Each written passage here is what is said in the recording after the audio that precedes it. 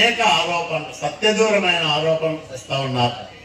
ఎలాంటి ఆధారాలు లేకుండా 16,000 మందికి టీచర్ పోస్ట్ ఇస్తే దానిపైన కూడా అవాకులు చవాకులు వెళ్తా ఉన్నారు, ఆరోపణలు చేస్తా ఉన్నారు.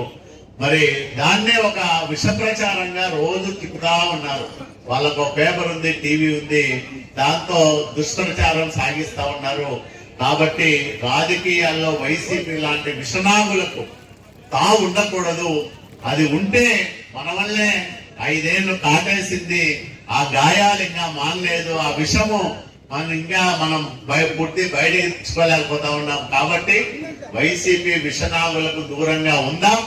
మన జోలికి వస్తే కర్రతోనో బర్రతోనో అన్ని తరమేద్దాం తప్ప మళ్ళీ వైసీపీని ఎక్కడా కూడా తావు లేకోకుండా, చోటు లేకుండా పార్టీకి రాష్ట్రంలో చేద్దాం. ముఖ్యంగా రాయదుర్గం నియోజకవర్గంలో వచ్చే స్థానిక సంస్థల ఎన్నికల్లో అన్ని స్థానాల్లోనూ కూటమి అభ్యర్థులను గెలిపించుకుందాం. ఆ రకంగా మళ్ళా అభివృద్ధి మరింత వేగంగా ముందుకు తీసుకుపోయేదానికి బాటలు వేసుకుందామని